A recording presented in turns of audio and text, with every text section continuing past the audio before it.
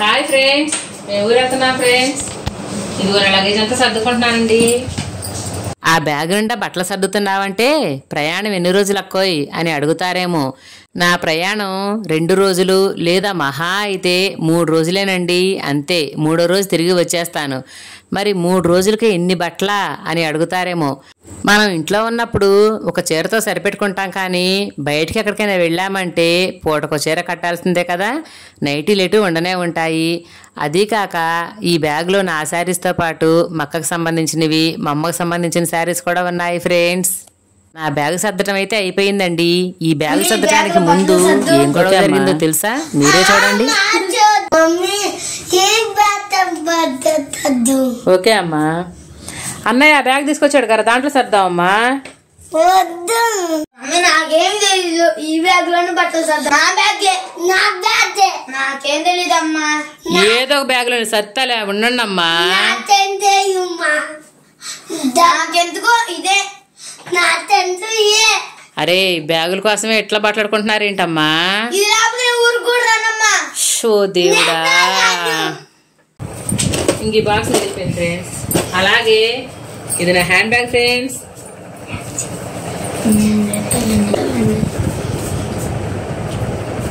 This is my hand bag. How is it? ఎలా ఉంది friends? ఓకేనా?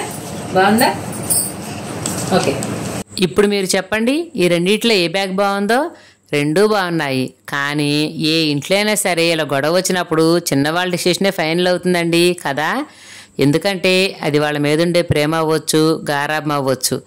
నేనైతే ఇంక ఈ బాక్స్లో మక్కకు సంబంధించినవి, నాకు సంబంధించినవి, క్లిప్స్, బ్యాంగిల్స్, అలాగే సేఫ్టీ పిన్లు, చంపిన్లు అన్నీ తీసుకువెళ్తున్నాను ఫ్రెండ్. మా వారి బట్టలు చూసారా? ఓన్లీ ఒక ప్యాంటు, ఒక షర్టు. అందుకే నాన్న వెనకబడ్డాడు. మాకేమో బ్యాగుల నిండా బట్టలు, మా వారికేమో ఒకటే ఒక ప్యాంటు, ఒకటే ఒక షర్ట్ అండి. ఫైనల్లీ మేమైతే రెడీ అయిపోయాము ఫ్రెండ్స్. మా వారి కోసమే వెయిటింగ్. ఆయన రావటం, ఆటోలో జయ్యమని వెళ్ళిపోవటమేనండి. మా ఊరు ఎంటర్ అవుతున్న కొద్దీ నా ఫేస్లో మారుతున్న ఫీలింగ్స్ని చూసి మా వారు ఏమంటున్నారో తెలుసా? గుర్తుకొస్తున్నాయి, గుర్తుకొస్తున్నాయి అనే పాట గుర్తొస్తుందా నీకు అని అడుగుతున్నారండి. నిజమే, నేను పుట్టి పెరిగిన ఊరిలో, నేను గడిపిన నా బాల్యంలో ఎన్నో మధుర జ్ఞాపకాలు ఉండవా మరి? ఇది మా ఊరి ఎంట్రన్స్ అండి. ఇక్కడ నుంచి ఊరు స్టార్ట్ అవుతుంది. ఊర్లో వచ్చిన మార్పులు ఏమిటంటే కొత్తగా కొన్ని బిల్డింగ్లు అయితే వచ్చాయి. ఇక్కడ చూసారా? ఈ ఊర్లో ఫేమస్ దేవాలయం అండి ఇది. ఈ గుడి పక్క సందులోనే మా ఫ్రెండ్ వాళ్ళ ఇల్లు ఉండేది ఫ్రెండ్స్. ఇప్పుడు ఆ ఇల్లు కనిపెట్టడం కూడా కష్టమే, ఎందుకంటే అప్పుడు 1-2 ఇళ్ళు మాత్రమే ఉండేవి. ఇప్పుడు అక్కడైతే చాలా ఇళ్ళు కనిపిస్తున్నాయండి. ఇక అక్కడ నుంచి ముందుకు వచ్చేస్తే ఇక్కడ చూసారా? ఇది నా చిన్నతనంలో నేను చదువుకున్న స్కూల్ అండి. స్కూల్ చాలా మార్పులు చేశారు. స్కూల్ చూడగానే నా బాల్యం అంతా ఒక్కసారి గుర్తుకు వచ్చేసింది ఫ్రెండ్స్. అందుకే మా వారు బండి చాలా స్లోగా పోనిస్తున్నారు. కొంచెం ముందుకు వచ్చేస్తే ఈ సెంటర్లో కామిటి మావయ్య వాళ్ళ కొట్లండి, మేము అలాగే పిలుస్తాం. ఈ షాపులో మేము చిల్లర సరుకులు వాడుకునేవాళ్ళం. మా అమ్మ అయితే 5 నిమిషాలకు ఒకసారి కొట్టుకు పంపించేది, అది మర్చిపోయాను, ఇది మర్చిపోయాను అంటూ. ఇంకొంచెం ముందుకు వచ్చేస్తే ఇదైతే మా అమ్మ వాళ్ళ బజారీ ఫ్రెండ్స్. ఫైనల్లీ మేమైతే మా ఇంటికి, అదేలేండి మా అమ్మ వాళ్ళ ఇంటికి వచ్చేసామండి. మేము రావటమే ఆలస్యం. మా పిల్లల కోసం ఆల్రెడీ మా మమ్మీ చక్రాలు వండి ఉంచింది. రాగానే వాళ్ళకి చెరువు ప్లేట్లు పెట్టి ఇచ్చిందండి. వాళ్ళు చూడండి నాకు కూడా పెట్టకుండా తింటున్నారు. ఇక ఇటు పక్కన నేను రావడానికి ముందే మా అమ్మ ఆల్రెడీ ఒక పక్క గోరింటాకు వలిచింది, ఇంకా ఒలుస్తూనే ఉంది. మా అక్కాయి ఒలిచినంత వరకు గోరింటాకు మిక్సీ పట్టేసిందండి. మా ఇంట్లో గోరింటాకు చెట్టు ఉంది. ఆషాఢ మాసం కదా, అందుకని అందరూ గోరింటాకు పెట్టుకుంటారని మా అమ్మేమో ఒలుస్తూ ఉంది. మా అక్కేమో ఆల్రెడీ గోరింటాకు పట్టేసి ఇంకా పట్టడానికి ప్రిపేర్ అవుతూ ఉంది.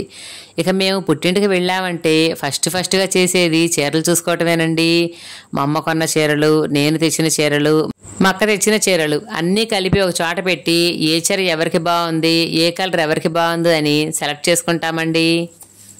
నాకైతే మా అమ్మ దగ్గరున్న చీరలేనే ఇచ్చేసిద్ది, మా అక్క దగ్గరున్న చీరలేని ఇచ్చేస్తారు. కానీ నాకు ఇవ్వాలంటే మాత్రం ప్రాణం ఒప్పదండి. ఎందుకంటే ఎన్ని చీరలున్నా చాలు వద్దు అని అసలు నాకు అనిపించదు ఫ్రెండ్స్. ఎందుకనంటారు? ఈ శారీ అయితే నాకు సింపుల్గా బాగుందనిపించిందండి. డైలీ వేర్కి చాలా బాగుంటుంది. ఇది మక్క శారీ. ఇక ఫైనల్లీ ఇలా శారీస్ అన్ని చూసుకొని మళ్ళీ మడతలు పెట్టి పక్కన పెట్టేశామండి. ఇక్కడ అందరూ అయితే గోరింటాకు పెట్టుకోవడానికి రెడీ అయిపోతున్నారు. మా మమ్మీ ఏమో మా పిల్లలకు అన్నం తినిపిస్తుంది ఫ్రెండ్స్. రండి మరి ఒకసారి ఇల్లు లోపలికి కూడా వెళ్ళి ఒక లుక్కేసి వచ్చేద్దాం. ఇదే ఫ్రెండ్స్ నా పుట్టిల్లు. ఎలా ఉందో చూసి కామెంట్ చేయండి. ఇక్కడ మా వాడిని చూడండి ఒకసారి. హాయ్ చెప్పు. ఇక అక్కడి నుంచి భోజనాల దగ్గరకు వచ్చేస్తే ఆగండి నా స్టైల్లో చెప్తాను.